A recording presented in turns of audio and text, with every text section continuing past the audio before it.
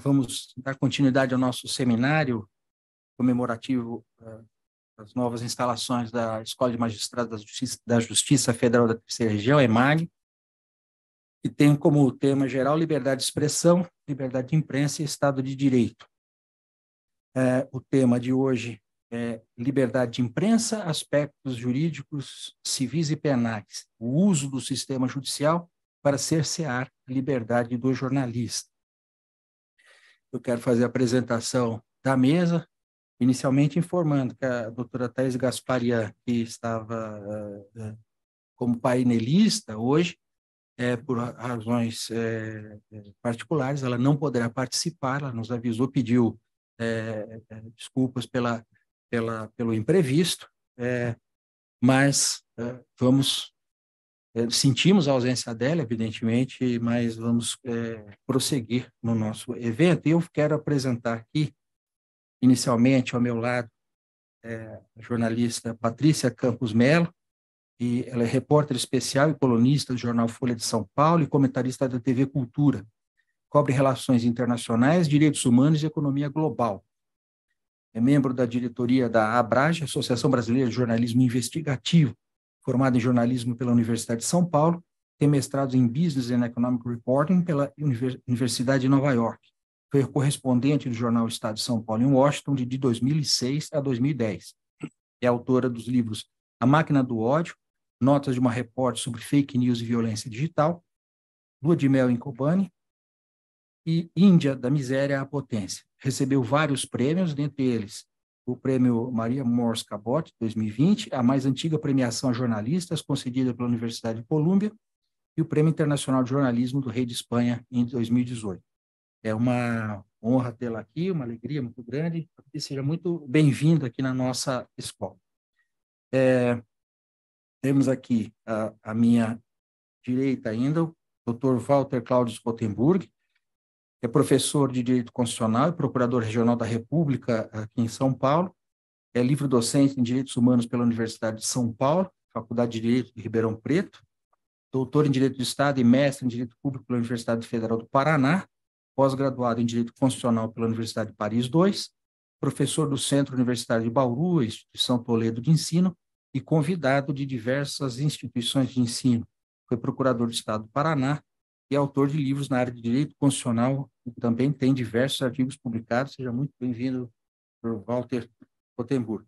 Aqui à minha esquerda, meu caro amigo Per Paulo Cruz Bottini, é professor livre-docente do Departamento de Direito Penal, Criminologia e Medicina Forense da Faculdade de Direito da USP, com mestrado e doutorado pela mesma universidade.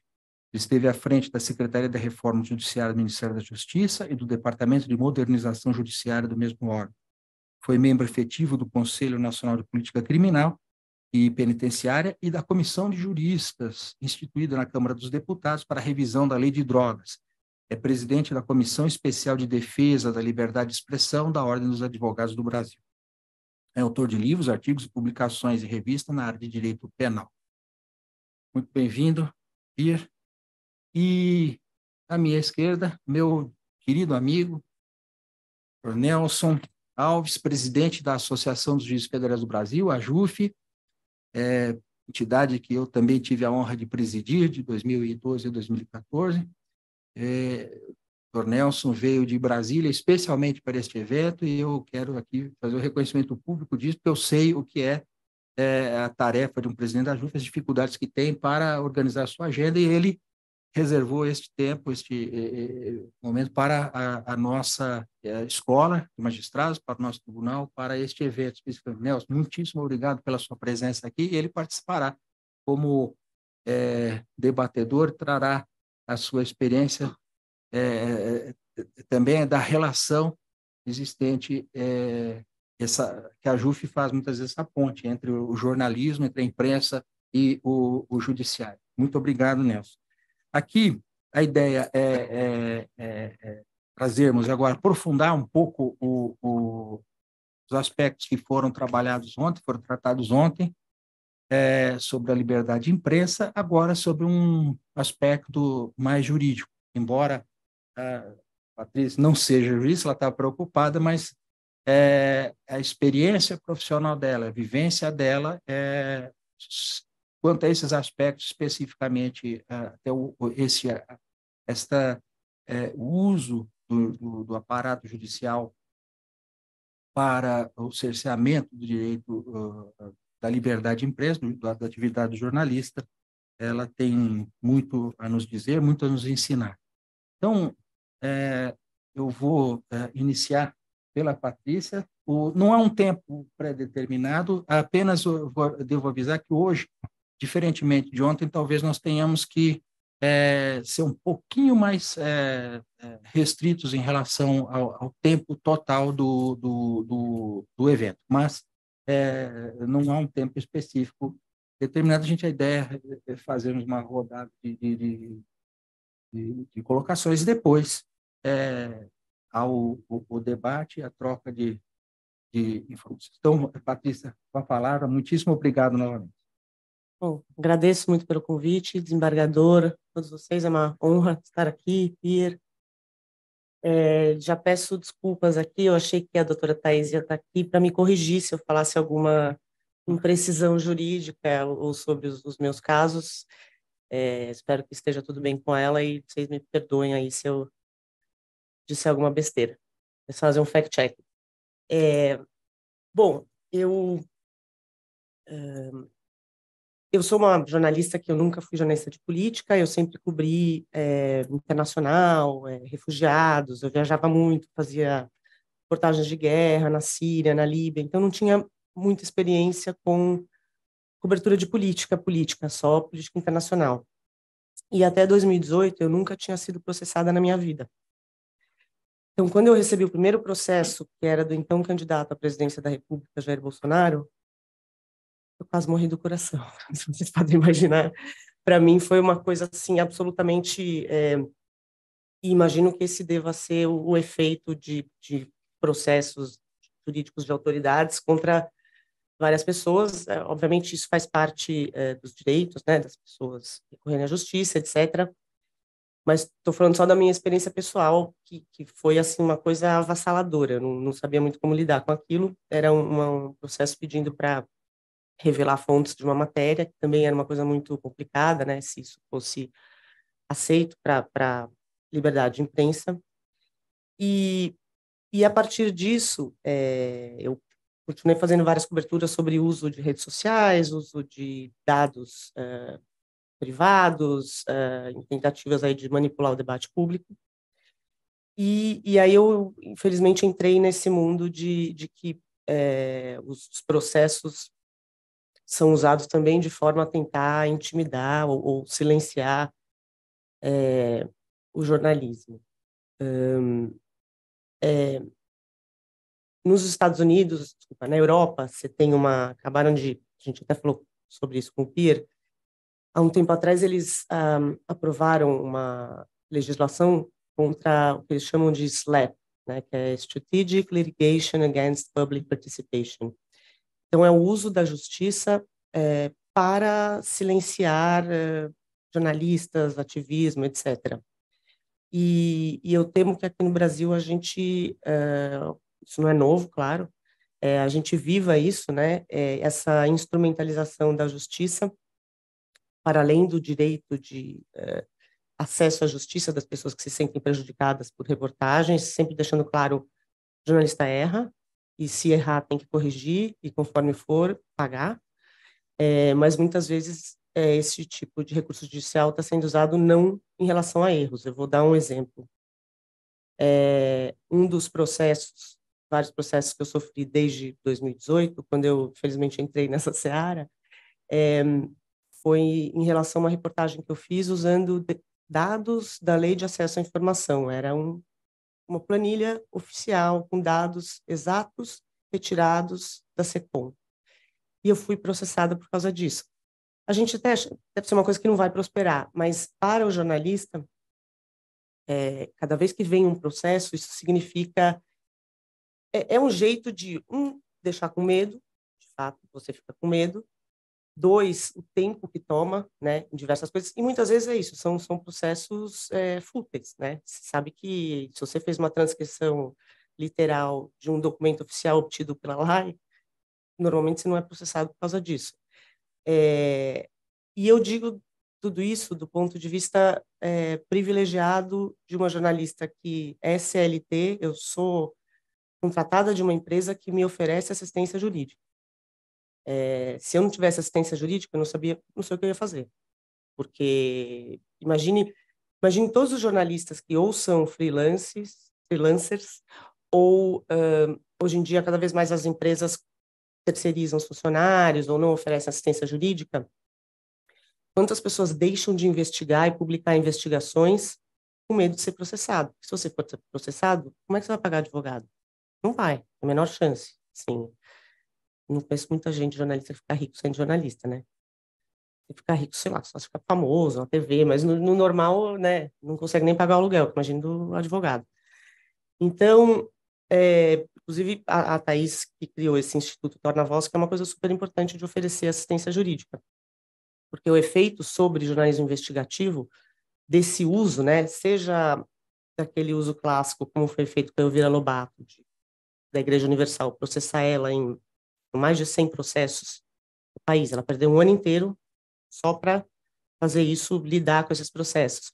Ou mesmo você ter determinados empresários, por exemplo, o empresário Luciano Hang, ele está processando quase 40 pessoas entre jornalistas e pessoas que opinaram nas redes sociais. 40. Com processos que variam, por exemplo, eu fui processada por R$2 milhões. Por reportagens em que a pessoa foi ouvida, etc. Então, obviamente, acho que tem que ter um equilíbrio disso, do direito da pessoa que se sentiu lesada por uma matéria jornalística recorrer, mas também um equilíbrio com uma pessoa que tem um poder econômico, ela pode acionar a justiça seguidamente em série para intimidar jornalistas, né? Então, você pensa, se uma pessoa moveu 40 processos, ou caso da Igreja Universal, em 100 lugares, eu não sei como a justiça poderia lidar com isso. Não sei se... Eu sei que tem algumas coisas, talvez, obviamente vocês sabem mais que eu, sobre o que está sendo feito em relação a isso. Mas eu acho, e sempre lembrando, jornalista erra bastante. A ideia é corrigir. Se não for suficiente, corrigir. E se for condenado, você vai pagar. Mas daí a você enfrentar esse uso, transformar a justiça em uma arma para silenciar, né, para as pessoas ficarem com medo, porque efetivamente eu conheço várias pessoas que falam assim, eu não vou mais investigar isso aqui, porque se eu tomar um processo eu não tenho como pagar o advogado. Acho que era mais ou menos isso que eu queria dizer, depois eu posso desenvolver, mas assim, é isso, eu só posso colaborar aqui com a minha experiência prática Posso também falar dos processos que eu movi depois, também nunca tinha processado ninguém, e aí eu processei o presidente da República. Mas também foi um recurso extremo. Pois é. Foi também um recurso extremo diante de uma campanha de difamação que não parava. Mas é isso. Obrigado, Patrícia. É muito importante, até a partir de uma situação concreta de cerceamento ou de tentativa de cerceamento da liberdade de imprensa pelo uso do aparato judicial. Talvez o Walter possa dar a visão agora, uma visão dupla aí, né, no aspecto civil e também do ponto de vista institucional do Ministério Público nessas situações. Muito obrigado, é uma honra estar aqui. Saúdo todo mundo na figura do Dr. Nino Toldo. E agradeço bastante também a indicação do meu nome pelo professor José Carlos Francisco. Dizer que isso aqui é uma honra muito grande, eu fico muito encabulado diante desses ícones todos que nos esclarecem e nos sensibilizam sobre essas questões. Acho assim, uma das grandes inquietações é a busca desesperada por parâmetros objetivos que pudessem nos orientar a respeito do espectro da liberdade do jornalista e do que o sistema jurídico poderia fazer. E um dos lugares que pudessem aquietar um pouquinho essa nossa aflição é o direito internacional. O Conselho Nacional de Justiça acaba há muito pouco tempo, publica uma recomendação determinando a observância dos tratados internacionais e da jurisprudência das cortes internacionais. Então, acho que é um lugar interessante para a gente procurar esses misteriosos e talvez inacessíveis critérios objetivos, parâmetros que norteassem a nossa atividade, seja o direito internacional. Eu vou fazer uma breve referência aqui ao caso Moya Chacon e outro contra a Costa Rica, julgado pela Corte Interamericana de Direitos Humanos em 2022, e que se aproxima muito de uma dessas histórias contadas pela Patrícia, né? Um jornalista obtém uma informação oficial que ele vai checar com o ministro sobre episódios de extorsão e tráfico de bebidas alcoólicas na Costa Rica e elabora uma reportagem sobre isso. Ele sofre um processo que tem a dupla vertente criminal e também civil. Esse caso, ele é condenado em pouco mais de 10 mil dólares. Ele comenta, ambos os jornalistas, um deles, inclusive, com uma posição alta no meio de comunicação, comenta a intimidação, comenta como isso afeta o universo íntimo ali do jornalista que não tem grandes meios financeiros, então ele se sente intimidado, mas ele se sente também muito enfraquecido do ponto de vista, né, da saúde financeira, família, isso desestrutura de alguma forma, ou seja, são histórias trágicas, histórias que se repetem, né, na vida dos jornalistas, na vida das sociedades. Isso vai parar na Corte Interamericana de Direitos Humanos. Se eu sou fiel, eu tentei tirar aqui algumas grandes diretrizes desse caso super importante, internacional, recente, e alguns parâmetros que ajudam a iluminar tudo isso. Primeiro, a absoluta importância da atividade jornalística na democracia. Segundo, o efeito intimidatório da responsabilização de jornalistas, né? Potencializa a intimidação dos jornalistas. Terceiro, a inadequação do direito penal. Enfim, não sou um especialista, o professor Pierpaolo está aí, mas eles dizendo assim que alguns tipos penais são muito fluidos, eles trabalham muito com uma perspectiva subjetiva das suscetibilidades dos homens públicos, e de modo que o direito penal, pelo menos aquele direito penal, não é adequado para um tratamento convincente disso. A exigência de uma apuração jornalística razoável, portanto, o jornalista como um profissional que tem, sim, que engaja a sua responsabilidade, porém não exaustiva, né? Fazendo aquilo que está ao seu alcance de uma maneira razoável.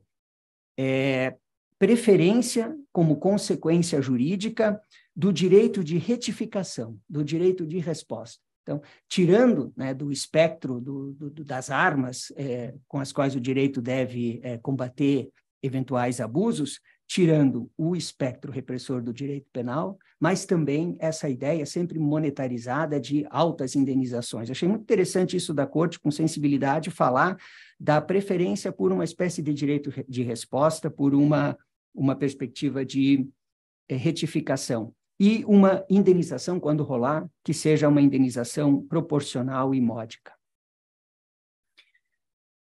Bom, são alguns parâmetros que a gente procura tirar do direito internacional. Agora, talvez nós pudéssemos também fazer uma construção jurídica um pouquinho mais completa se nós invocássemos aqui algumas dimensões desses direitos fundamentais em jogo, especialmente da liberdade, dita liberdade de expressão, liberdade de manifestação do pensamento, que não devem ser tratadas apenas como direitos fundamentais sob a ótica subjetiva, mas também sob a ótica promocional, prestacional e objetiva. Isso significa que o poder público, que a sociedade de uma maneira geral, de instituições como a Justiça e o Ministério Público, devem zelar para que os jornalistas tenham condições adequadas e efetivas de prestar os seus serviços. E que essas instituições elas estejam orientadas, não é, para proporcionar esse contexto adequado.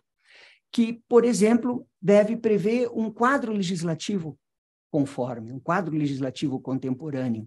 E aqui eu mencionaria o trabalho do Ministério Público na discussão sobre a desnecessidade do diploma de jornalista. Essa foi uma ação civil pública que se iniciou em São Paulo, pela mão do Ministério Público Federal, passou pelo Tribunal Federal da Terceira Região, uma legislação adequada, e a decisão do Supremo Tribunal Federal, inclusive na DPF número 130 também, que fala da não recepção da lei de imprensa vinda da época da ditadura, isso é muito importante.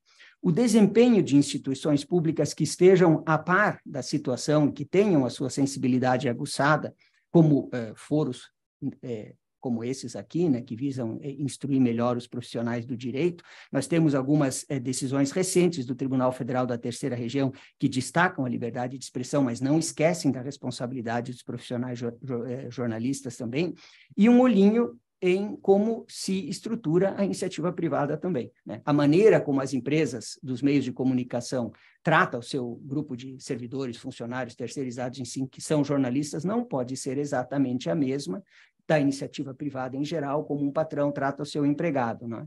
Há aqui, claro, deveres de objetividade, uma tolerância maior em relação ao espectro ideológico, então também a iniciativa privada precisa se orientar nesse sentido.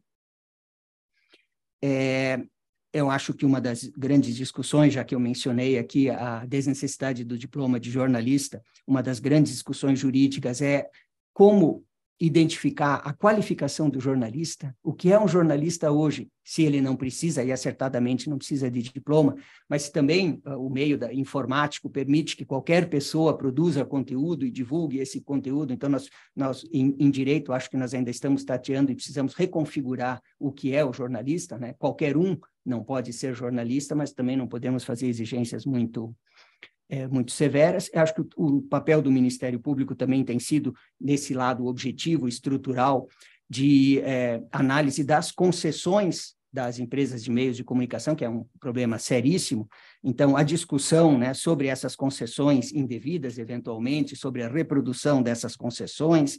Nós tivemos, por exemplo, ações civis públicas em que redes de televisão demonizam, eu uso propositadamente essa expressão, demonizam religiões de matriz africana, há programações que são acessíveis, às vezes até orientadas para um público menor, que é um público particularmente vulnerabilizado. Há programas tipo policialescos que inferiorizam as mulheres, e esses casos, esses programas policialescos, né, que é preciso uma dupla leitura para você perceber o quanto ali de inferiorização e de reificação da situação da mulher são incorporados, mas eu tiro, né, esse repertório de casos que passaram pelo Tribunal Federal da Terceira Região.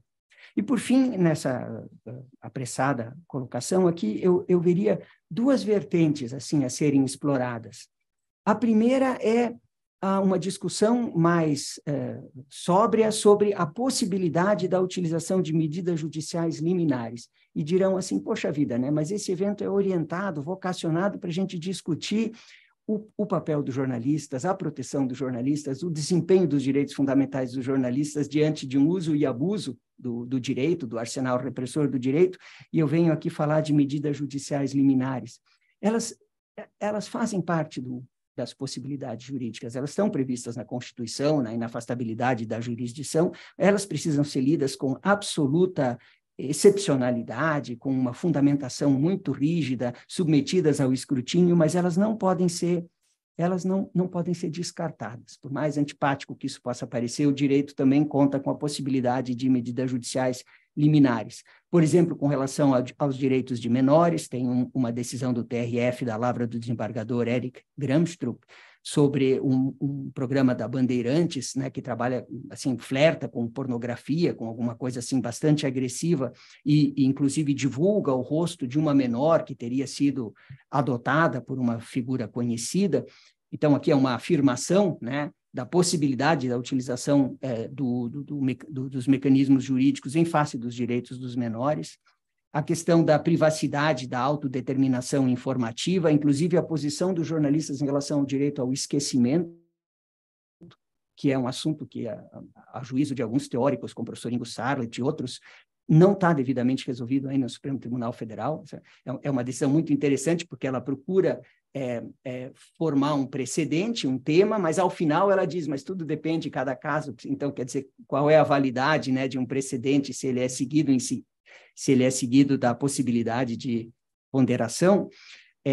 Portanto, privacidade e autodeterminação informativa também são lugares que podem ser protegidos eventualmente até com medidas liminares. A segurança da sociedade do Estado, o professor Pierpaolo tem até, num recente artigo de jornal, ponderado que o Estado de Direito não pode admitir a manifestação violenta pelo fim do próprio Estado de Direito. Então, nós temos a discussão complicadíssima da segurança da sociedade e do Estado, e uma possibilidade de controle prévio das fake news, que é outra discussão da ordem do dia complicadíssima. Também não podemos carrear aos meios, não é, uma responsabilidade exagerada. Por outro lado, isso também não é a terra de ninguém. E finalmente, uma última diretriz, assim, também da moda, mas muito interessante, que é a utilização de mecanismos de solução alternativa de conflitos, né? De repente, talvez o judiciário também não seja sempre o lugar mais adequado, ou ele pode instaurar uma grande mesa onde as partes podem tentar consertos. Os mecanismos de solução alternativa de conflitos também são uma tendência contemporânea do direito. Agradeço a paciência, muito obrigado. Eu esqueci de falar uma coisa, posso contar? Desculpa, é que eu esqueci uma coisa que acho que talvez seja interessante, porque é o outro lado. Não, eu só me lembrei aqui, talvez eu me coloquei na pele de talvez pessoas que processem jornalistas e se sintam injustiçadas, que é o outro lado.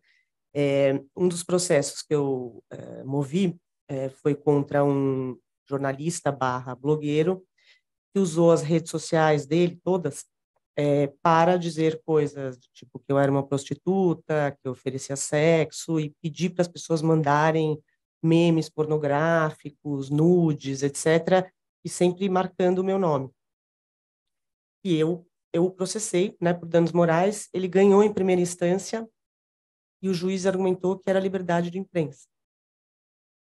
Então, eu imagino que seja uma coisa muito complicada. Depois ele perdeu em segunda instância. Mas, assim, é uma coisa muito complicada também, né, determinar até onde vai.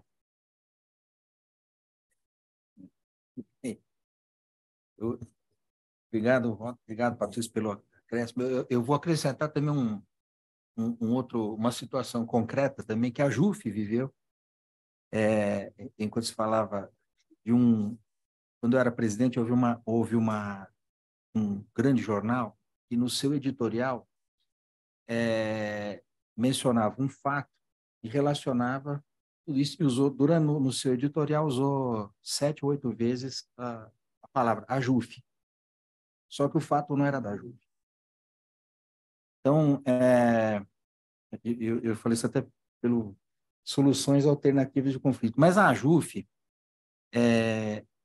ela tem uma expressão grande no meio.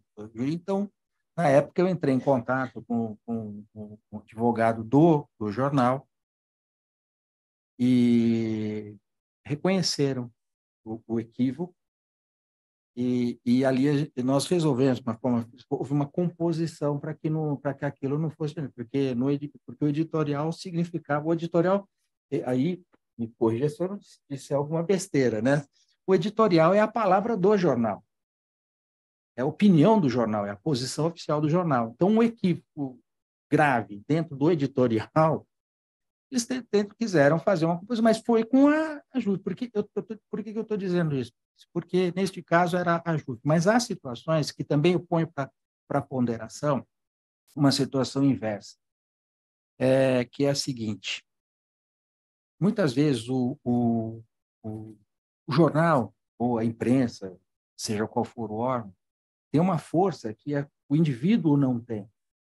Então, também, penso eu, pode-se alguém, olha, aquela pessoa X é um problema. Então, faça-se uma investigação em cima daquela pessoa e se coloque aquilo diuturnamente, e até quando aquela pessoa aguenta isso. Não aguenta. Eu penso que não aguenta. Eu, por exemplo, se fosse eu não aguentaria. Eu acabaria tendo essas. Eu não vou falar mais nada porque eu não aguento disputar com o jornal. O jornal não tem. A correlação de forças é desigual. Agora, hoje você tem as redes sociais, que tem muito mais força que o jornal. Pois é.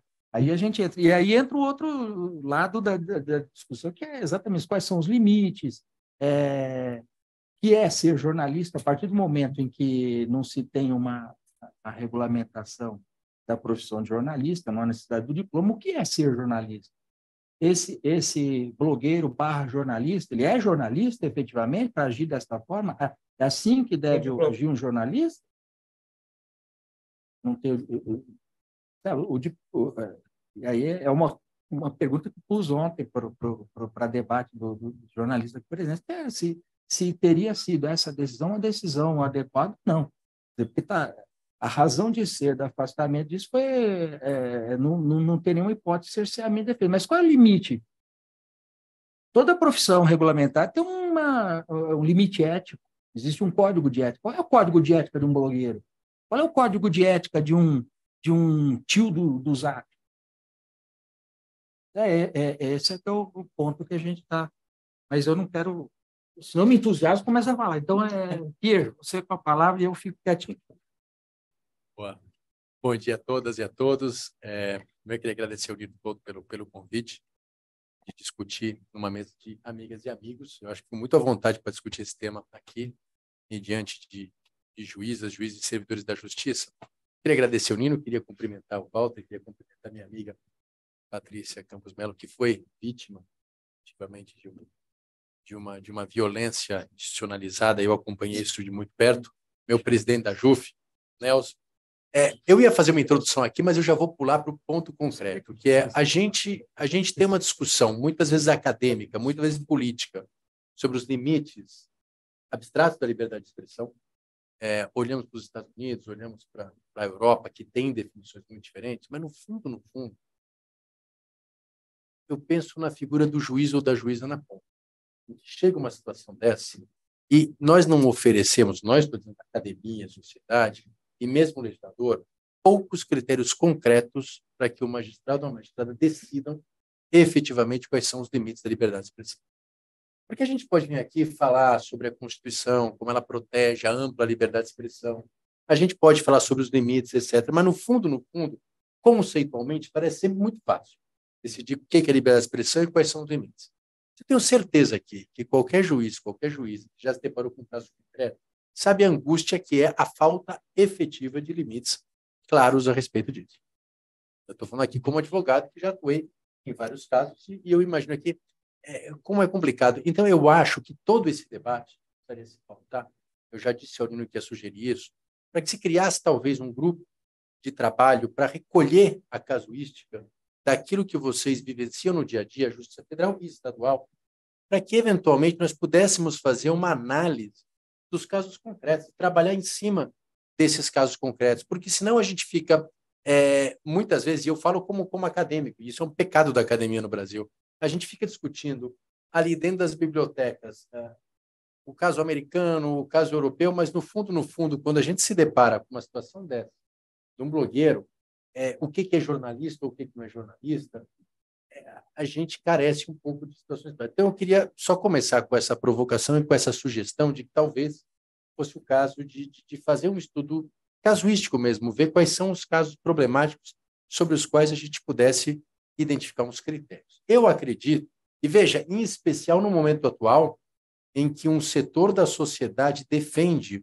o discurso de ódio e ataques a jornalistas, como fizeram com a Patrícia, como liberdade de expressão, ou sob a roupagem da liberdade. Então, o sujeito diz que ele pode sugerir que alguém entre na Justiça Federal e mate os desembargadores, porque isso é liberdade de expressão. Ele pode sugerir ou pedir memes contra uma jornalista, porque isso é liberdade de expressão. Então, ou a gente trabalha para conceituar claramente o que é liberdade de expressão, quais são os seus limites, ou a gente não vai conseguir fazer essa discussão e vai cair nessa armadilha conceitual que é propositadamente criada para que a sociedade não consiga se posicionar frente a isso.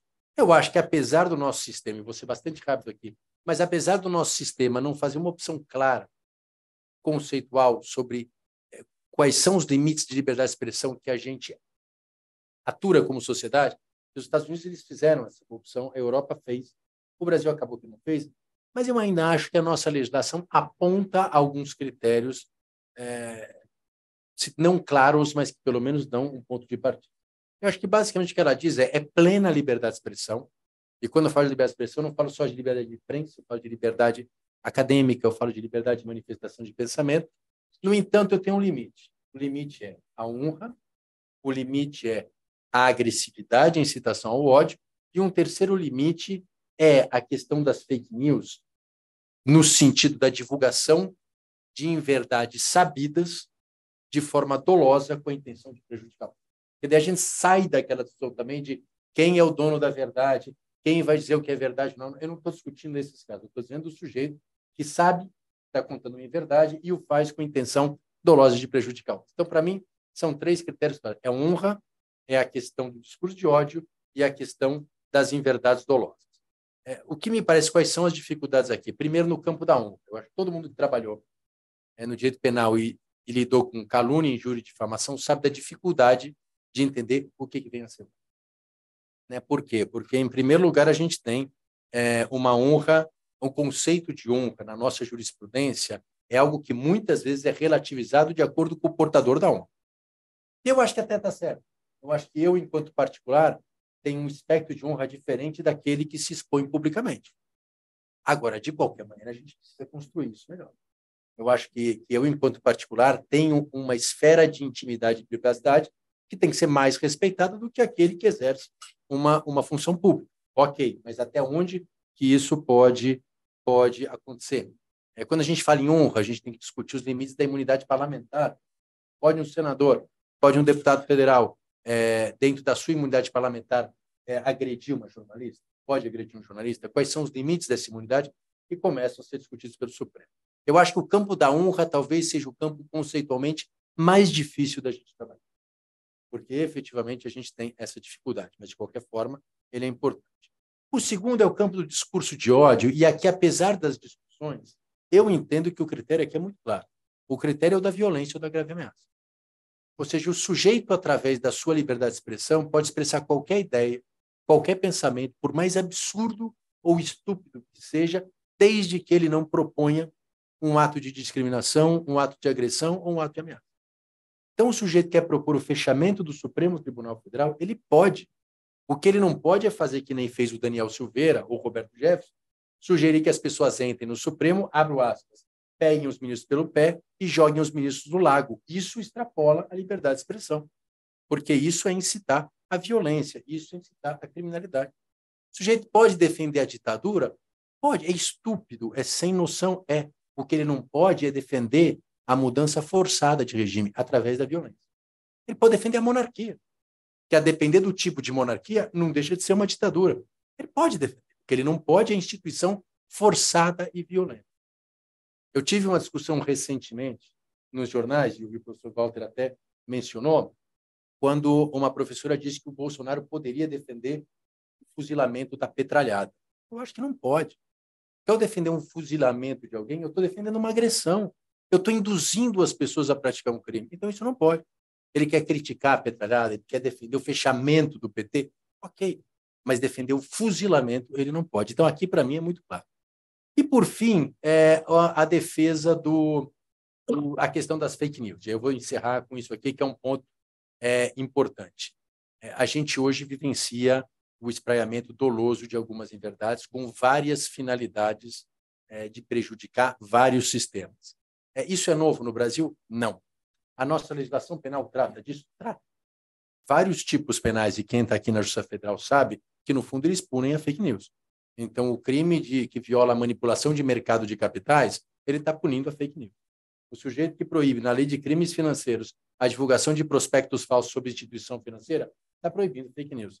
O sujeito que proíbe, enfim, vários momentos da nossa legislação, a gente proíbe fake news. Então, quando a gente fala em fake news, e aqui do ponto de vista punitivo, a gente, no fundo, está falando de alguém que espalha uma clara inverdade, sabendo que é inverdade, com a finalidade ou de um benefício econômico, ou de prejudicar alguém, ou de afetar um pleito eleitoral. Isso claramente é crime previsto. Denunciação caluniosa, falso testemunho, ou seja, a gente convive com fake news no nosso mundo jurídico há algum tempo e não é nenhuma novidade.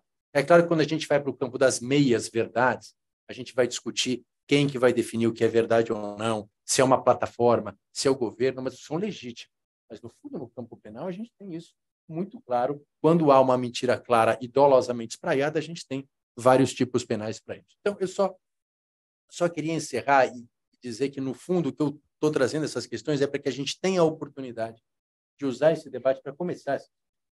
E eu acho que é importante que não só as pessoas do mundo jurídico, mas aqui Patrícia representando o mundo da comunicação, a gente precisa sentar a gente precisa discutir esses limites, a gente precisa, de alguma forma, apresentar alguma coisa um pouco mais objetiva, um pouco mais concreta, porque, no fundo, a gente precisa colaborar com aquele que está julgando.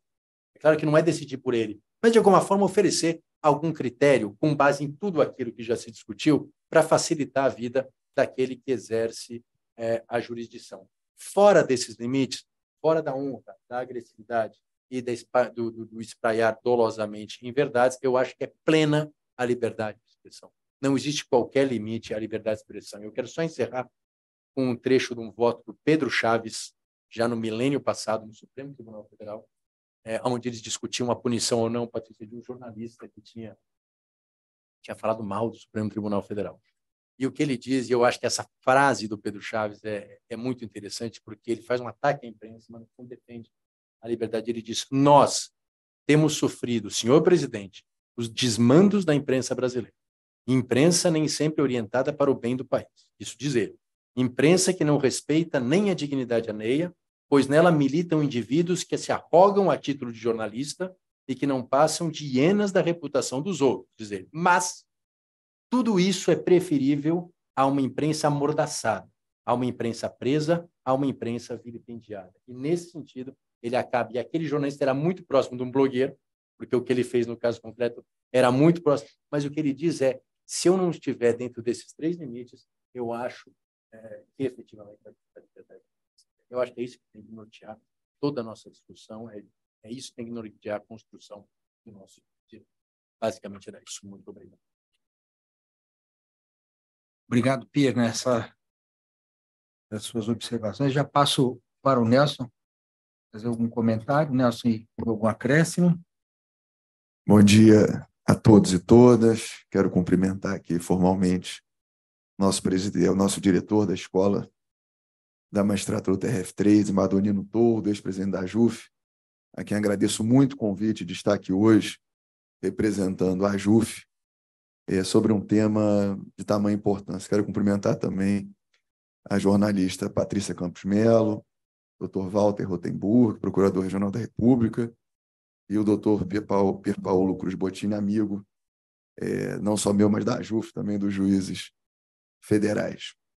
Esse tema de Madonino é fundamental, essa questão da liberdade de expressão dentro do conceito de Estado democrático de direito. Nós passamos, nos últimos tempos, momentos atípicos, na verdade. Nós, durante muito tempo, vivemos num regime democrático após um regime ditatorial, e nos últimos tempos nós tivemos momentos complexos e perigosos, diria eu.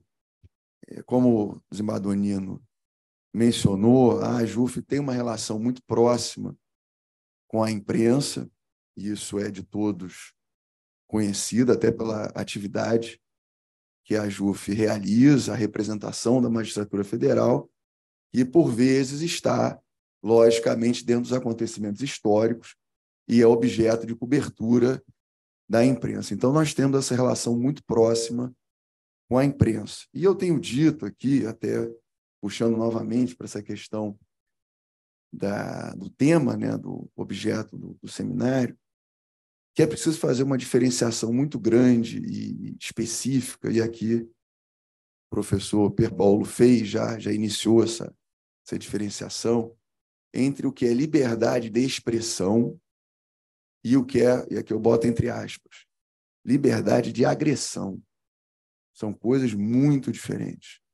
A liberdade de expressão é aquela que foca, como disse Pier Paulo, em ideias. O mundo civilizado é feito de ideias, de troca de ideias, impressões, convencimento. Isso é o que funciona dentro de uma sociedade civilizada. Liberdade, aqui de novo, entre aspas, de agressão, é a barbárie. Isso não é admitido dentro do nosso ordenamento de forma alguma. Então, ontem estava até, inclusive, com o ministro Alexandre de Moraes no Supremo, tratando de um outro tema, e ele dizendo que o gabinete dele virou um cartório criminal. Mas por que virou? Porque houve o uso dessa, entre aspas, liberdade de agressão. E não ficou apenas nas palavras. Partiu para o ato físico mesmo de se destruir sedes de poderes da República. Algo inimaginável até pouco tempo atrás e que, obviamente, não pode ser tolerado. Quem incidiu nesse tipo de ação merece a reprimenda penal adequada e que vai ser definida pelo órgão jurisdicional competente. Então, mais do que qualquer outra coisa, nem me sinto à vontade para comentar as falas dos que me antecederam, porque foram todas brilhantes. Eu gostaria sempre de trazer essa preocupação do momento que nós passamos há pouco tempo atrás e a esperança de que isso, de forma alguma, se renove para o futuro e que a liberdade de expressão seja utilizada como ela deve ser utilizada. A liberdade de propagar ideias, como o professor Pierre Paulo falou agora, às vezes até absurdas. A gente de cara já olha e fala, isso é um absurdo. Mas, às vezes, a gente tem que ouvir algum absurdo para poder até desconstruir esse discurso e seguir em frente. Então, a liberdade de expressão, de ideia, ela deve ser defendida a toda força. Agora, a liberdade de agressão, ela deve ser repelida da mesma forma e a todo momento. Então, desembargador Nino, eu só queria, em nome da AJU, fazer esse breve comentário em nome dos juízes federais. Tenho procuração e acredito que todos eles têm um pensamento muito similar por refutar qualquer tipo de admissão de uso da liberdade de expressão para fins de agressão, de violência ou de algo similar a isso.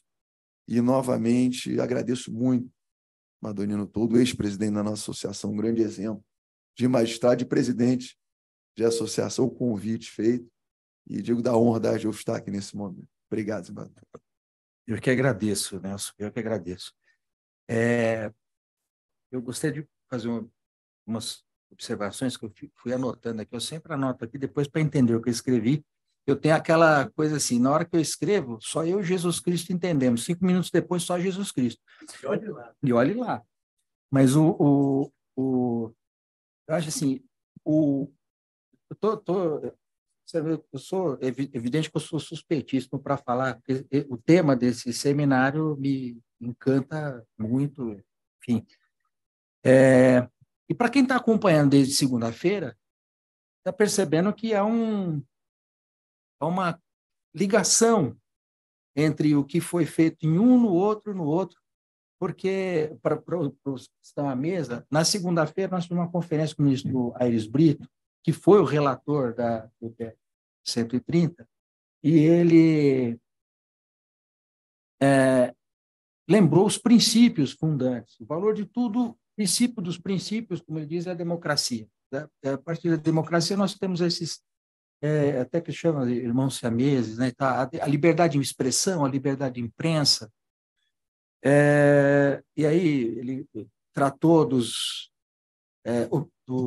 fundamentos da República, estão no artigo 1º da Constituição, seus objetivos, no artigo 3º, e a ponte entre os dois, o artigo 2º, que fala da divisão dos poderes, e aí ele usa as metáforas do rio, tem a sua nascente, o seu curso, a sua foz, e a foz é sempre o poder judiciário, e, portanto, o poder judiciário é onde se deságua tudo, e aí, na terça-feira, o professor Oscar Vilhena tratou da liberdade de expressão, com maestria, os debates que foram feitos, né? O Otávio estava aqui todos os dias.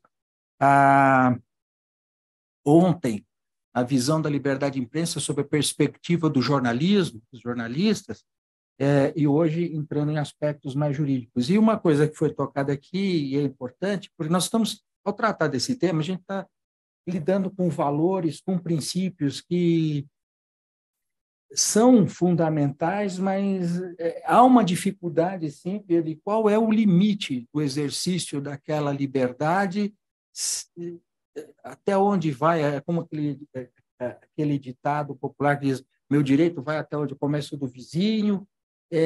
Qual é essa zona de intersecção, esse ponto de conflito e como resolver? Tudo foi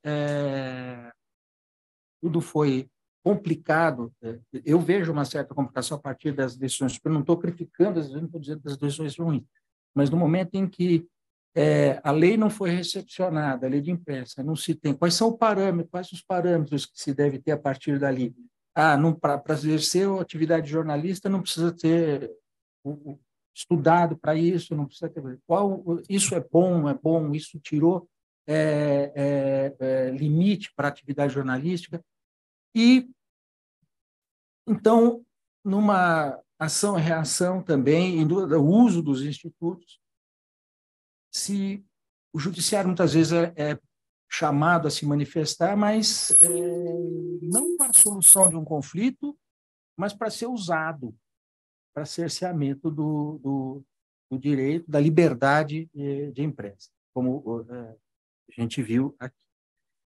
À medida que se falava, o Pierre falou da necessidade de se formar um grupo de trabalho para, a partir da casuística, colher esses dados e, a partir da casuística, chegar a alguma coisa. Eu estava pensando, Nelson, de repente, a ANJUF poderia também contribuir, coordenar alguma coisa nesse sentido, um grupo nesse sentido, e aqui o Tribunal Regional Federal da Terceira Região está à disposição para isso, para todos a escola, para contribuir para isso, para ser o local, como nós estamos começando aqui, estamos fazendo hoje aqui, podemos fazer mais eventos, mais coisas para tratar disso. E eu vou me permitir dar um dado de casuística que é exatamente isso, que tratou de liberdade de imprensa, um caso do qual eu fui relator, que era o seguinte: a revista Veja, posso dizer, porque é público, o fato é público, não estou cometendo nenhuma inconfidência ou transgredindo alguma norma, até porque também a emissão de opinião aqui dentro, nós temos a liberdade de expressão e no ambiente acadêmico ela é permitida, inclusive, pela Lei Orgânica da Magistratura.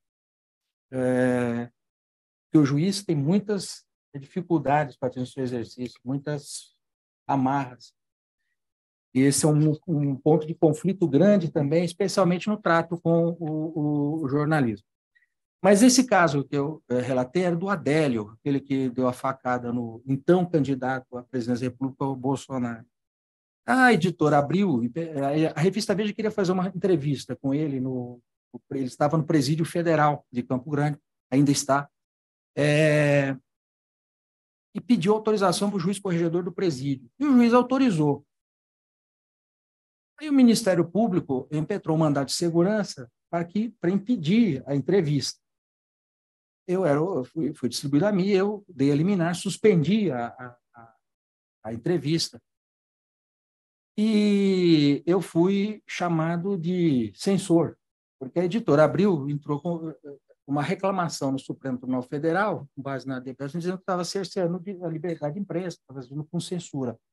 Eu, até nas informações, eu disse o seguinte: eu não estou cerceando pode publicar o que quiser, eu não estou impedindo a publicação. O que está em jogo aqui é o seguinte: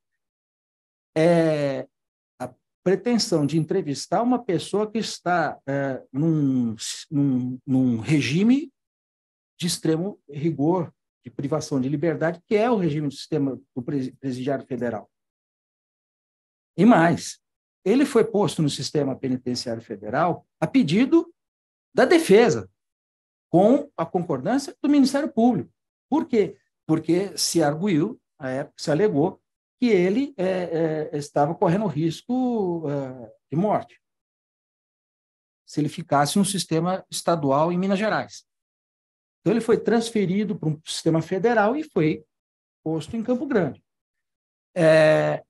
Mas havia um pedido de incidente de insanidade mental dele, e que depois veio a ser feito, ele não tinha capacidade, tanto que houve a absolvição imprópria, ele não foi levado a júri por conta daquilo, e foi dada a medida de segurança e ele permanece lá no presídio até hoje.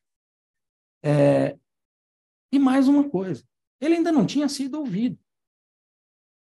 Se ele não tinha sido ouvido pelo juízo, como ele poderia ser ouvido pela imprensa? qualquer coisa, até no interesse da defesa, e se ele, qualquer coisa que ele dissesse a um órgão de imprensa, poderia ser utilizado contra ele posteriormente. Então, não era, até dizia, me surpreendia até que a defesa concordasse que ele desse uma entrevista naquela situação. Então, vejam, mas qual o parâmetro? Não havia nenhum cerceamento à liberdade de imprensa, mas foi utilizado pela grande empresa o argumento de que o judiciário estaria... Bom, no final das contas, eu concedi, depois a turma concedeu a ordem e a reclamação foi julgada improcedente pelo ministro Gilmar Mendes, não houve nada. Mas eu trouxe esse exemplo, que é sob uma outra perspectiva de como essas questões são conflitantes, há casos difíceis de se decidir, e eles vão se repetindo. Mas eu queria, dando continuidade, trazer essa pergunta e provocar aqui a mesa nesse sentido. As decisões, a partir da experiência vivida, tanto jurídica quanto jornalística, essas decisões do Supremo, tanto no sentido da não recepção da lei de imprensa, quanto da desnecessidade de diploma para o exercício da atividade jornalística, na opinião dos painelistas, isso representou um avanço ou há necessidade de que alguma regulamentação seja feita, como hoje nós temos o PL 2630, no caso de fake news, mas e qual seria essa, na visão de cada um, qual seria essa regulamentação que poderia ser feita em linhas gerais? Eu eu acho que nós vamos ter tempo aqui. Se houver alguma pergunta da plateia ou de quem nos assiste pela internet, pode encaminhar para nós. Então, eu recomeçar com a Patrícia. Eu acho que diploma não garante que a pessoa realmente está desempenhando um trabalho jornalístico. Talvez seja meio polêmico isso que eu vou falar, mas eu acho que faz todo sentido não exigir diploma de jornalista. O fato de você... Essa discussão, como você define o que é um trabalho jornalístico e quem é um jornalista, é uma coisa que, inclusive, está em discussão em vários países que estão discutindo regulação de internet. Por exemplo, na Austrália, que negocia como as plataformas devem pagar pelo conteúdo jornalístico. Aí, o que você considera conteúdo jornalístico? Lá eles têm um conselho, que é o conselho que regulamenta a profissão, que vai estabelecer, olha, tem que ser uma empresa tal, que se dedica ao fim de produzir reportagens, que é independente politicamente, sei lá, tem vários critérios, né? Aqui também, inclusive dentro do 2630, você tem essa provisão de veículos de mídia se unirem para negociar com plataformas pagamento pelo conteúdo. Quem são veículos jornalísticos? Como você define um veículo jornalístico? Eu acho que essa questão, junto com a questão de como você define desinformação, são duas questões centrais nessas discussões de hoje, seja de regulação de internet, seja de liberdade de imprensa, e que a gente tem que debater, assim, não é uma coisa fácil. Eu sei que, por exemplo, em alguns lugares onde você teve um objetivo nobre, na Suécia eles criaram um fundo de financiamento de mídia, e esse fundo, como você não tinha muito claro estabelecer o que é jornalismo profissional, eles acabaram também destinando dinheiro para sites de extrema-direita. Por exemplo, essa pessoa que me ofendeu e fez campanha de difamação, ele tem diploma de jornalista. Então, não necessariamente, mas você vai caracterizar, apesar de ele ter diploma, isso que ele está fazendo, isso é jornalismo ou isso é uma campanha de difamação? Então, acho que vai além do diploma, e acho que é uma coisa urgente e não simples que vários países estão tentando fazer, que é você ter critérios básicos para configurar jornalismo profissional e que deve ser protegido, o que não quer dizer que não vai ter que prestar contas e pagar conforme for o caso. Mas, assim, inclusive é uma diferença, né? Porque muitas dessas pessoas ou redes sociais, você vai falar, mas eles não são jornal, eles não são... Às vezes eles têm um alcance maior do que um jornal, mas eles não estão sujeitos às mesmas regras, inclusive de responsabilização, né? Porque eles não são ali veículo de mídia oficial, mas eles têm um alcance maior, eles estão cometendo erros e erros dolosos e não sofrem punição.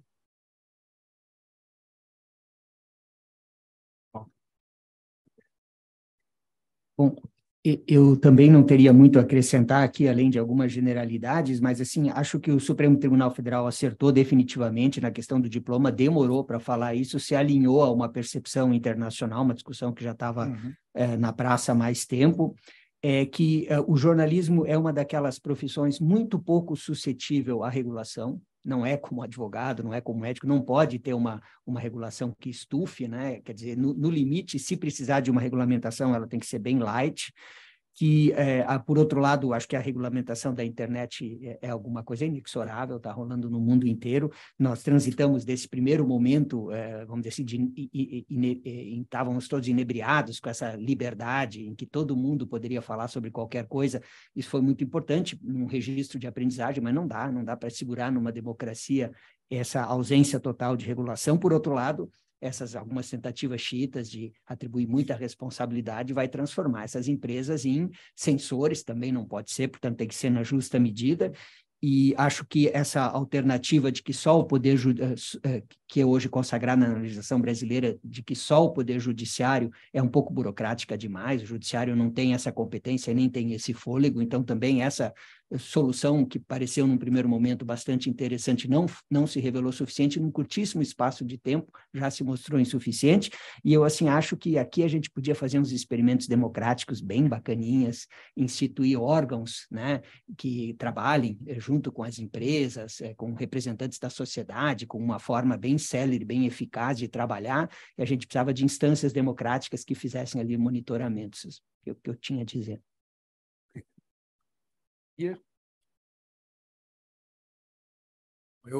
Eu acho essa pergunta bem interessante. Eu acho que ela volta na questão da necessidade de clareza conceitual.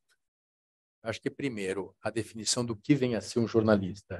Eu acho que é uma definição necessária a depender da finalidade que eu quero alcançar com ela. Eu acho que hoje, e aí, Patrícia, me corrija se eu estiver errado, mas imagino que, para fins jurídicos, essa definição é importante para 2 pontos. Não para o exercício da profissão mais, mas ela é importante para fins de uma discussão de remuneração sobre sites de busca e, em segundo lugar, para fins de proteção de sigilo de fonte. Porque a nossa Constituição, estava até procurando aqui, ele diz que é resguardado o sigilo de fonte quando necessário o exercício profissional. Portanto, só o jornalista profissional tem. Né? Outras pessoas não têm sigilo de fonte. Então, se eu, por exemplo, divulgar um dado sigiloso da Justiça Federal, o jornalista que divulgou não precisa dizer que fui eu, mas eu preciso dizer quem me passou. Eu tenho obrigação, eu não tenho sigilo de fonte. Esse é um ponto importante. Então, aqui, definir, e eu entendo aqui que jornalista, para essas definições, é quem exerce profissionalmente a atividade de comunicação. Mas, mais uma vez, e aqui é mais do que resposta, eu queria aproveitar essa oportunidade para fazer perguntas e compartilhar algumas angústias. Por exemplo, em algumas definições, você mencionou aqui o direito do preso de dar ou não entrevista, e esse foi um tema que a gente discutiu no nosso curso de Direito e Mídia ali com o Lewandowski e com o Heleno, que, aliás, vou fazer uma propaganda, virou um livro, dia 15 de março será lançado, então, por favor. Mas um dos temas foi esse, porque uma é a decisão do Nino, que inclusive a gente leu lá, e tem como fundamento, em especial, a inimputabilidade daquela pessoa, e outra é essa mesma discussão no caso do Lula, por exemplo. Também aconteceu, o Lula estava preso, também foi impedido de dar entrevista. Por que os casos são diferentes?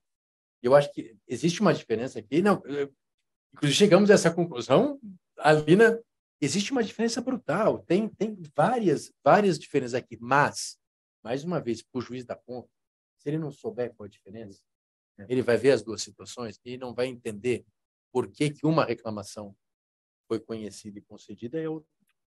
Tem diferenças fundamentais. Depois você pode. Pergunto só a parte, né? Porque eu lembro disso daí, isso também foi alegado, a diferença de uma situação e da outra. tinha plena capacidade e estava num presídio não, estava preso numa situação completamente diferente do outro, que embora fossem provisórios, mas um estava no sistema penitenciário federal.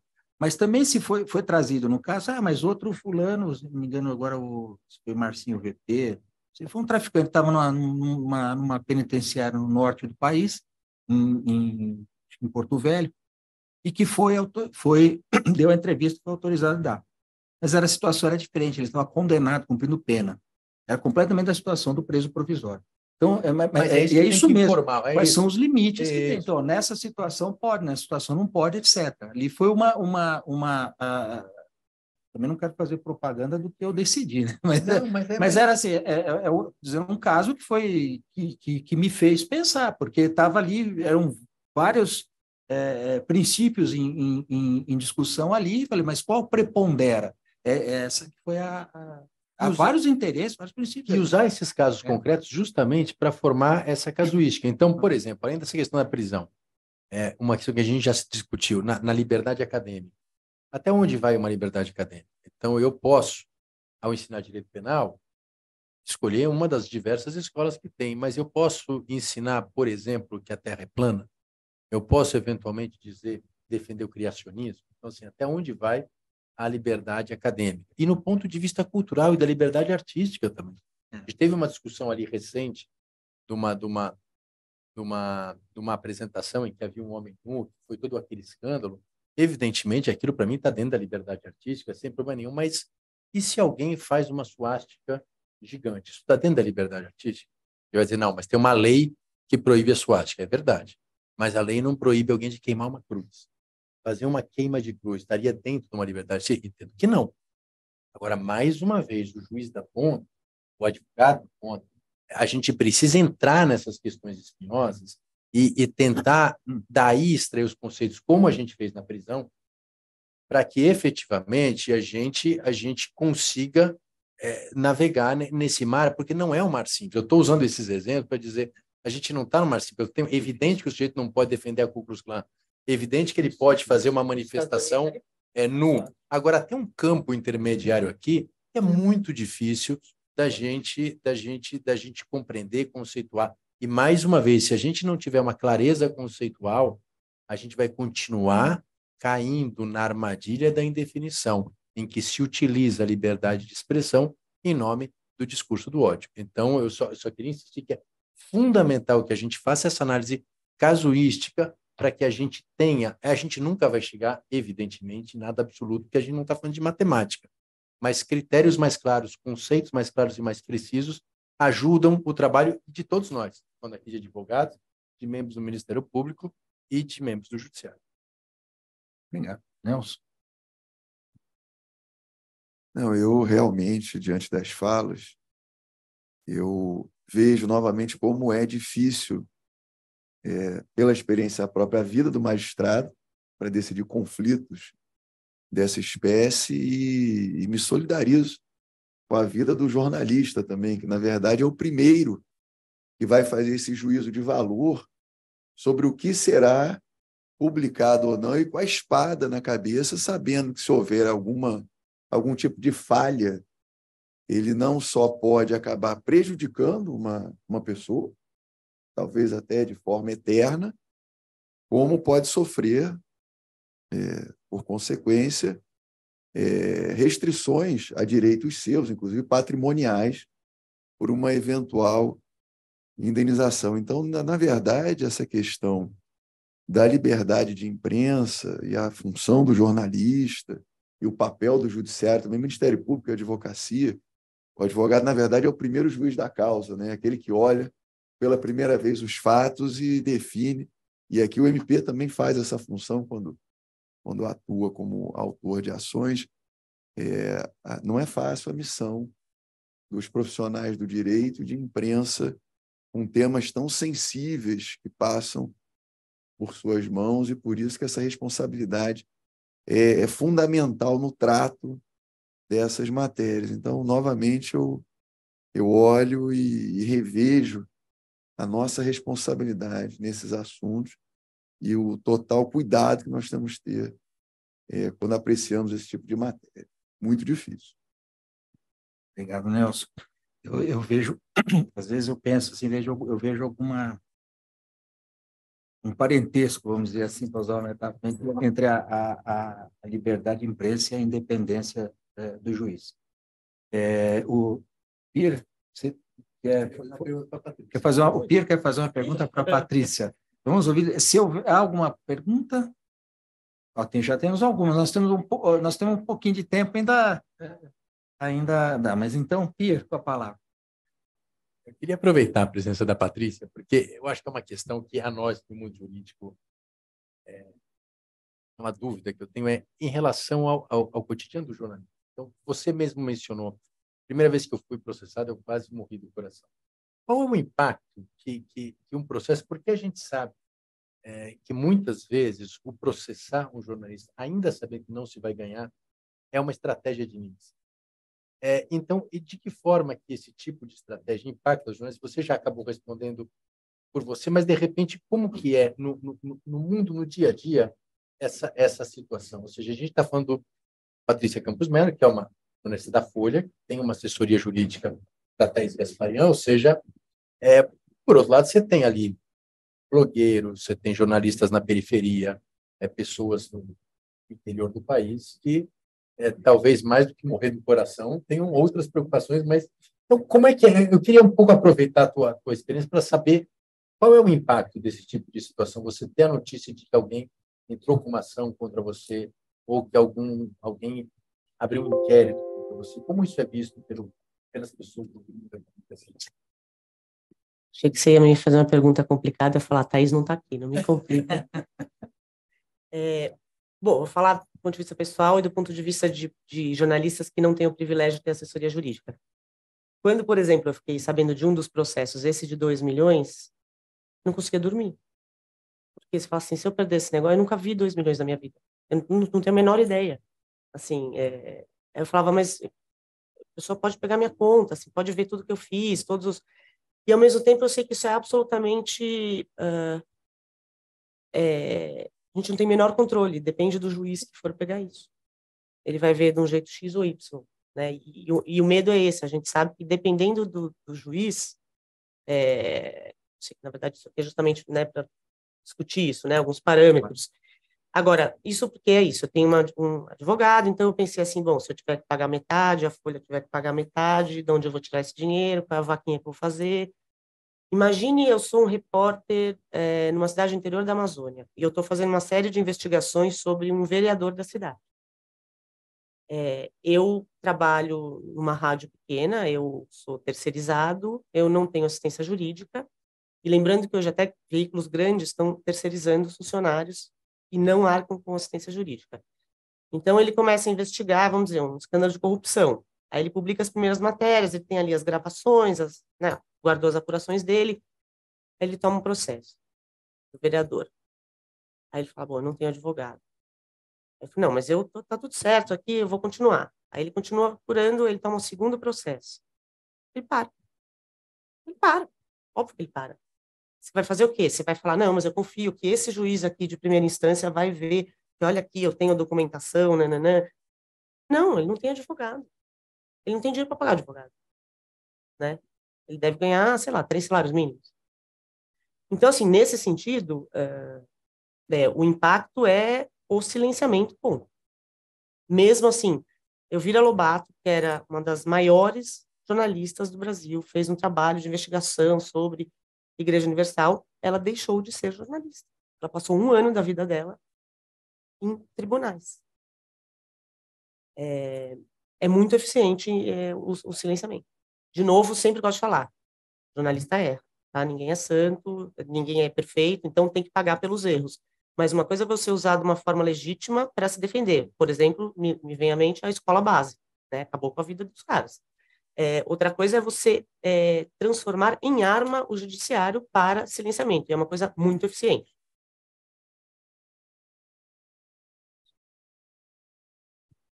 Tá, Patrícia. Mariana, tem as perguntas da plateia? Tem uma aqui na plateia.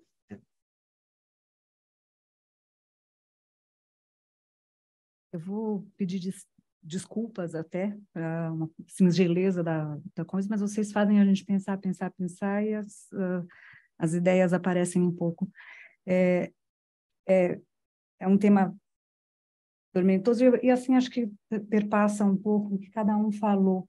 A gente tem que ver até onde vai a liberdade de expressão do jornalista. Quem é o jornalista, em primeiro lugar, para a gente fazer esse recorte. E aí eu vou pegar também um pouco do que perpassou aí, essa coisa só para tentar concatenar as ideias, vocês desculpem, eu estou emocionada. Eu estava pensando nessa fala a respeito da agressão, e eu pensei me veio à mente uma coisa, eu acho que do jornalista, aquele que a gente tem ainda que definir exatamente o que seja, mas do jornalista em si admite-se uma parcela de agressão, talvez. O que eu acho que não se admite é a agressão injustificada e a incitação a uma agressão, e eu queria que vocês comentassem isso, o que vocês acham, porque eu acho que essa baliza, talvez até juridicamente, aí eu peço a ajuda dos que são da nossa área, eu acho que essa baliza a gente já tem, porque é aquilo que extrapola, é aquilo que vai além. Eu acho que com isso a gente já tem, não é que a gente não tem um regramento, a gente não tem uma organização de ideias ainda. É o que eu estava falando, a gente ainda está novinho, a gente está olhando ainda para isso. Eu adorei a frase que você gestou, não foi tipo nós somos neófitos, foi de... Nossa, como se fosse... Me fugiu a frase. A construção dele, me fugiu. Queria comentar assim. Sim. Muito obrigada. Muito obrigada. Eu agradeço muito essa fomentação desse tipo de discussão. Espero que isso continue. Não sei se eu consigo responder essa questão. No fundo, eu tenho a mesma dúvida. O que eu acho, mais uma vez, é que quando a gente está falando de direitos como honra, como intimidade, eu acho correto você relativizá-los de acordo com o seu portador, em especial se é uma pessoa pública ou não é pública. Então, mais uma vez, a informação sobre se o peer se vacinou ou não faz parte da intimidade do peer. A informação se o presidente da República se vacinou ou não, talvez não faça parte da intimidade dele. Então, uma crítica ácida e violenta a uma conduta familiar, obviamente lícita, do peer é uma coisa. Uma crítica ácida ou violenta ao presidente da República por um ato dele, eu acho que é outra coisa. O espaço, o que você chamou de agressão do jornalista no meio público, ele é maior do que a agressividade em relação ao particular. Então, o Celso de Mello tem uma decisão muito interessante no Supremo, várias decisões nesse sentido, em que a crítica ácida, a crítica forte, isso efetivamente é protegido. Né? Agora, por outro lado, quando você vai para a incitação ao ódio, a incitação à violência ou à ameaça, aí eu acho que claramente, ainda que seja um jornalista profissional, eu acho que ele está fora desse ano. Não sei se respondi, mas... Se me permite, eu faria eu queria fazer um acréscimo, mas se alguém gostaria de... Eu diria o seguinte também, seria admissível uma certa agressão do jornalista. Eu me permitiria fazer um ajuste nisso daí. Eu não diria que é uma agressão. A agressão, nem mesmo um jornalista poderia incitar a agressão. Também um jornalista pode lá escrever como... a gente sabe que aconteceu isso em veículo de imprensa de TV, ali a pessoa, o jornalista, incitando a violência. O que eu acho, lembrando que foi dito ontem, você estava aqui ontem, foi o Eugênio Butti, que falou, o jornalista tem liberdade, o direito inalienável do quê? De fazer a pergunta incômoda, de pôr o dedo na ferida. Agressivo do ponto de vista, talvez, de quem recebe. Por exemplo, vou dar o meu exemplo, já que mencionei o caso ali, quando eu recebi o pedido de informações que a editora Abril tinha ingressado com uma reclamação lá e lendo a petição inicial, pedido de reclamação, confesso que é aquela coisa, a gente tem que ler, põe de lado, deixa passar a raiva, Depois que passar a raiva, a gente aí presta as informações, vou fazer, porque eu não posso me mover, não posso escrever enquanto eu estiver com aquele sentimento. Porque a raiva é um sentimento natural, não é uma coisa ruim, propriamente. Mas por quê? Porque eu fui chamado de... Pô, eu censurando... Eu sou um defensor, todos sou um defensor da liberdade de imprensa, eu me chama de que estou censurando. Então, mas eu entendo que estava... Por isso que eu digo, passa naquele momento. Ali não era nem o jornalista, era o advogado, que estava falando em nome da empresa jornalística. Mas depois passa, a gente tem aquela compreensão de que é o papel dele que está fazendo ali, etc. e tal, também tem o direito. Mas, enfim, é só esse adendo da palavra agressão, que eu achei acho um pouco forte dentro daquilo que talvez até você quisesse dizer. Não sei. Não posso. Vamos partir agora para uma outra pergunta, porque tem pessoal Tem mais aqui no auditório, mas eu vou tentar intercalar com o Teams. Então, eu vou Zoom, ler... né? Desculpa, exato, doutor. Com o Zoom, então eu vou ler. Eu só quero anunciar que entrar na plateia aqui, para quem está assistindo, a nossa presidente, desembargadora federal Marisa Santos. Muito obrigado, presidente. A presidente sabe que, pelo regimento interno, quando a presidente chega a um local, ela passa a presidir a sessão, mas na escola ela me permite continuar, até para a gente... Obrigado. Eu vou ler a pergunta do Pedro Luiz Piedade Novaes. Gostaria de saber dos palestrantes se existem algumas iniciativas legislativas no Brasil e no mundo no sentido de criminalizar a desinformação. Pergunto, pois o conceito do que seja esse fenômeno ainda é muito discutido na literatura e não existe consenso. Obrigado.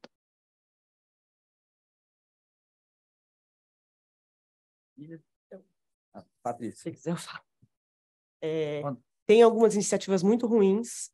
Teve lei na Malásia, Singapura, Vietnã, que efetivamente criminalizou o usuário de redes sociais, né, a pessoa, a tia do Zap.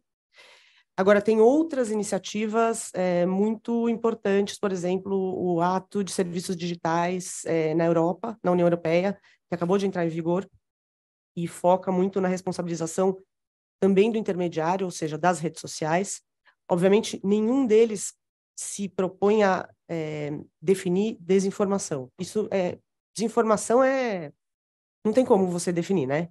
Pode ser, para mim, desinformação, é uma coisa... São todos baseados em conteúdos ilegais que já estão previstos, são crimes já previstos, né? Então, por exemplo, no DSA, você tem uma responsabilização das plataformas se você tem uma disseminação, e não é um conteúdo ou outro, tá? É uma coisa generalizada, um descumprimento generalizado de linguagem de ódio. Lá, em determinados países, tem uma legislação muito específica para isso, por exemplo, a Alemanha, né? Então, você tem essas legislações, e mesmo nos Estados Unidos, que é mais radical de liberdade de expressão, você tem uma revisão da seção 230, que é mais ou menos o equivalente deles ao nosso Marco Civil, com algumas diferenças, mas trata sobre regime de responsabilização. Também questionando uma coisa que é interessante, que em inglês eles falam assim, freedom of speech não é freedom of reach. Então, assim, liberdade de expressão não é liberdade de alcance. Você pode ter, você como plataforma, se alguém ali falou de terrorismo, é um terceiro, eu não tenho responsabilidade. Mas se eu, plataforma, amplifiquei isso, aí isso que a Suprema Corte está julgando agora. Mas acho assim, de forma geral, dá para a gente dizer que nenhuma lei bem-sucedida conceituou desinformação. Porque isso é Ao mesmo tempo, antigamente se achava, antigamente, 4 anos atrás, se achava que só regular comportamentos inautênticos, ou seja, se você tem robô, se você tem uma amplificação, você resolveria o problema. Só que, ficando mais claro que grandes desinformadores são figuras políticas, que têm milhões de seguidores, elas não dependem de nenhum tipo de automação ou coisa artificial, chegou a mais ou menos, um consenso, tem uma discussão sobre alguma coisa sobre conteúdo tem que ser feita, mas sem conceituar a desinformação. Obrigado. Otávio? Bom dia, mais uma vez, Nino, parabéns pelo curso. Cumprimento a todos os panelistas, meu querido presidente Nelson, meu amigo Pia, Patrícia, Walter. Muito rapidamente, qual que seria a legitimidade do Poder Executivo? A gente está falando do projeto de lei, né? A Patrícia acabou de falar a dificuldade de se conceituar a desinformação. Qual seria a legitimidade? A gente tem um PL tramitando no Congresso, a respeito da matéria. Então, qual seria a legitimidade do Executivo de tratar desse conceito de desinformação e de o que seria ou não desinformação e do que seria ou não ofensiva à democracia? Estou falando em face da comissão que foi criada, né, pelo Executivo. Nina, eu sempre faço uma pergunta mais provocativa, não tem jeito. Quem? Deixa eu começar. Tá bom. Não, sei lá.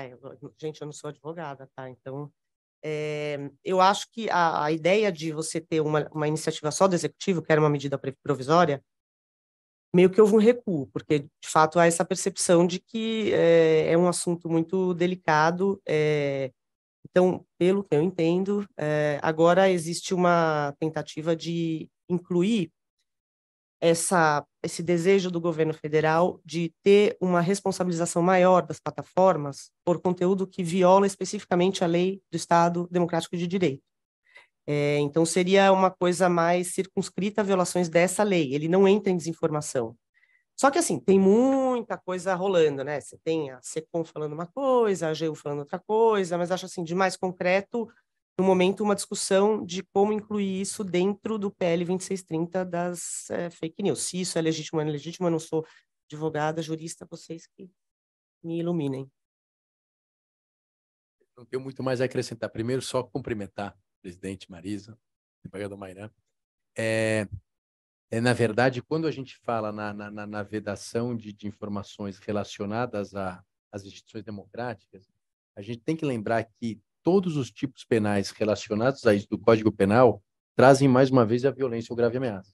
Então, no fundo, aqui a gente não está falando só de desinformação, mas de desinformação com incitação à violência ou grave ameaça. Quando a gente vem para esse critério, eu acho, mais uma vez, que não há problema algum. Quando a gente vai combater só a desinformação, aí isso me preocupa, porque já foi discutido na Alemanha, nos Estados Unidos, o poder executivo, aliás, o governo, não tem capacidade de decidir o que é verdade e o que não é, e muito menos o particular. Você jogar isso também para a plataforma é algo muito difícil. O que você pode fazer, mais uma vez, é vedar a violência, a grave ameaça, ou, eu repito, você vedar a divulgação dolosa de verdades com finalidades específicas. Então, você divulgar, em verdade dolosa, de afetar o pleito eleitoral, ou o mercado de capitais, ou qualquer coisa do gênero, aí, mais uma vez, a gente já tem uma legislação nesse sentido.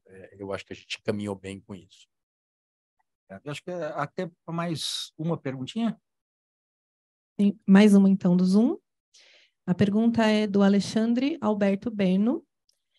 Bom dia a todos. Pelo relato da jornalista convidada, o próprio processo já constitui uma punição e meio de intimidação, dado que as ações demoram para terminar e durante esse prazo fica aquela sombra da espada da justiça como ameaça ao requerido, ainda que tudo indique improcedência, sem falar nos custos com advogados, tempo perdido, perturbação mental, etc.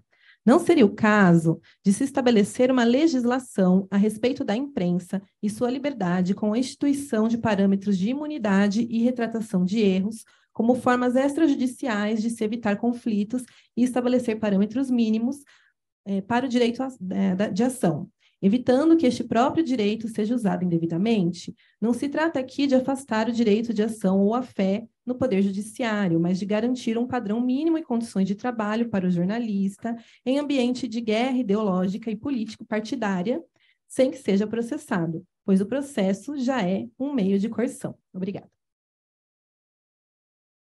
Eu não sei, vocês, juristas universitários, me ajudem. Walter. Walter, vai deixar. Não, Walter, ele respondeu. Sobrou.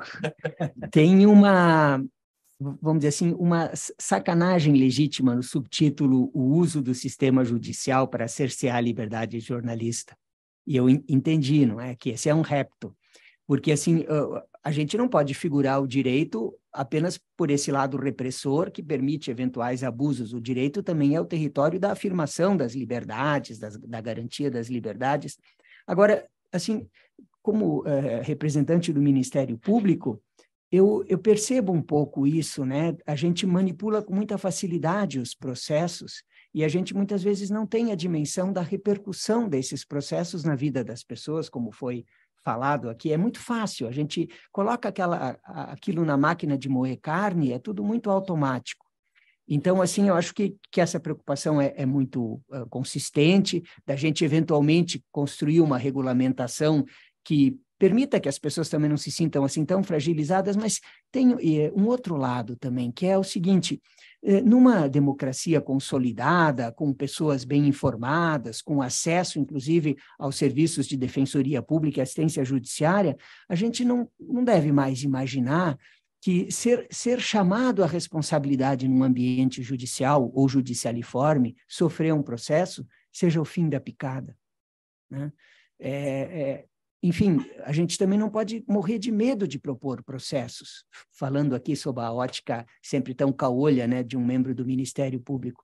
Então, assim, processos sóbrios, num ambiente ponderado, em que é assegurado o devido processo e a legítima defesa, não é o fim do mundo, né? Gostaria de poder dizer isso para tantos réus, para tantos acusados, dizer assim: eu não te acho um inimigo, eu não te acho a pior pessoa do mundo, eu estou fazendo aqui o meu trabalho, eu queria inclusive te oferecer grandes oportunidades de mostrar o quanto eu errei ao propor esse processo. Então, assim, eu queria só poder dizer que, fora a parte esses abusos, fora a parte esse paroxismo de você multiplicar essas ações contra jornalistas, isso aconteceu no Paraná, isso é o fim da picada.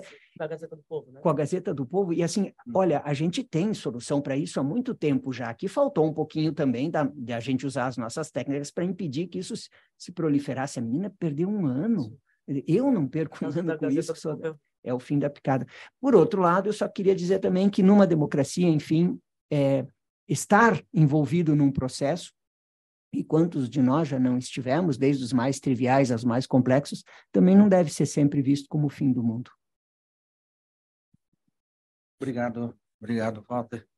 Eu quero aqui, antes de continuar a mencionar a presença aqui, além da nossa presidente, desembargadora federal Marisa Santos, também do nosso vice-presidente, desembargador federal Antônio Cedenho, e do nosso desembargador federal Mairan Maia, que presidiu esta corte e também dirigiu esta escola.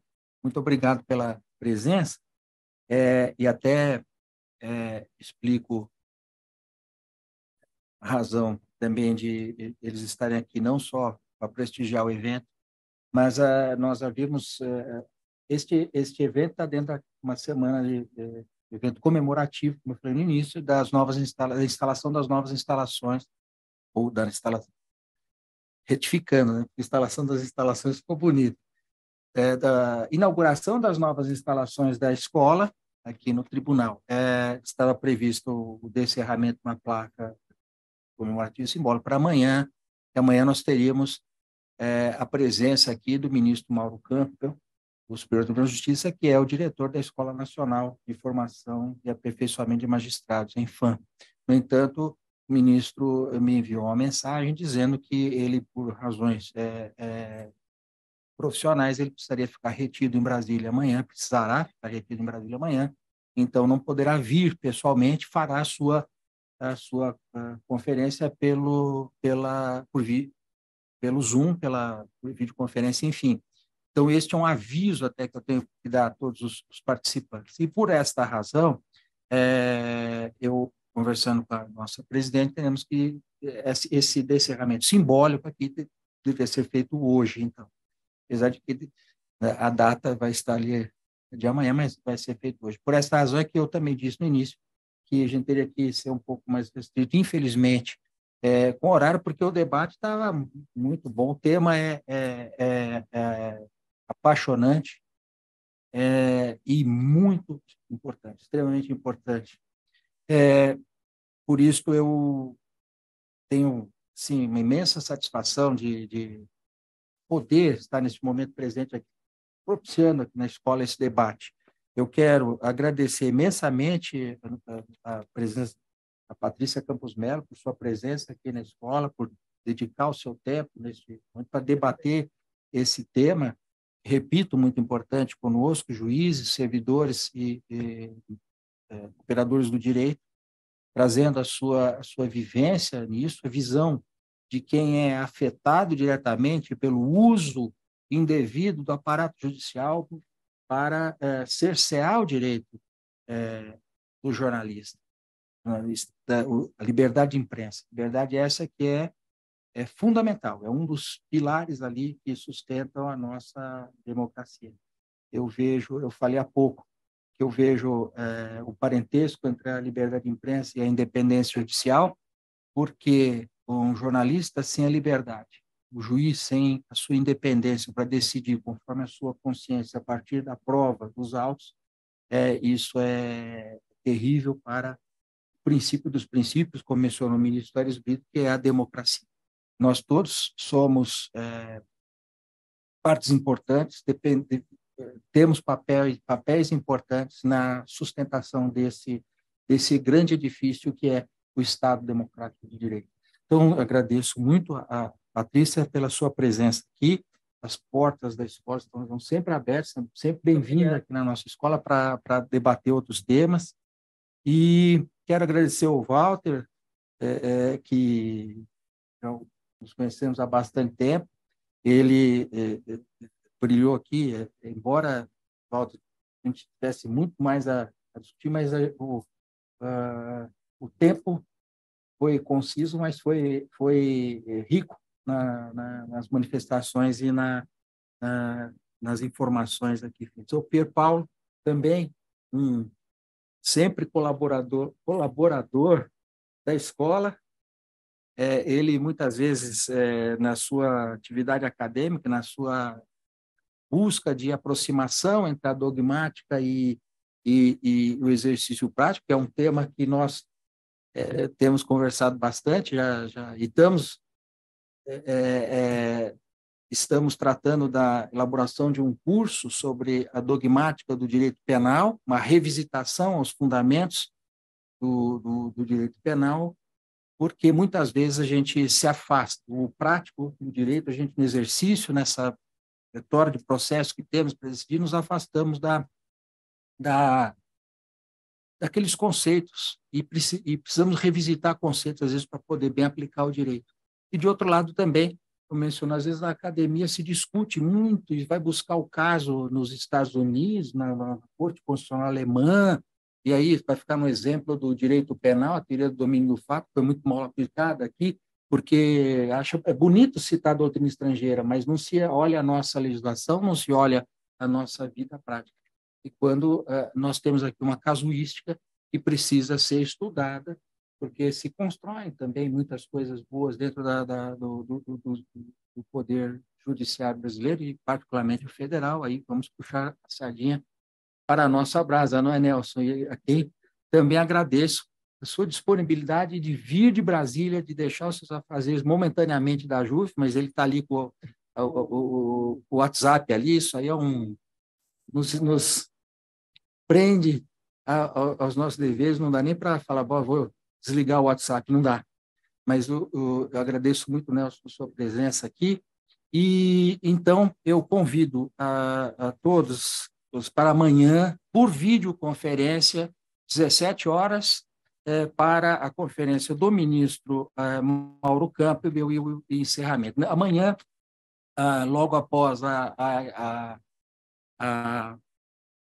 conferência do ministro Campbell, nós teremos a apresentação de um breve vídeo institucional da escola, feito com muito carinho, com muito empenho, pelos nossos servidores da EMAG, a quem também agradeço por todo o apoio, fundamental, imprescindível apoio aqui na organização deste e de tantos outros eventos. A escola está a todo vapor, presidente, estamos cumprindo a nossa missão. Tá bom? Então, eu declaro encerrada esta sessão, mas pode manter o vídeo para quem quiser assistir pela internet, o encerramento da placa. Eu convido, então, a banca, a nossa presidente, nosso vice-presidente, para o encerramento. Agora, o nosso painel ali vai subir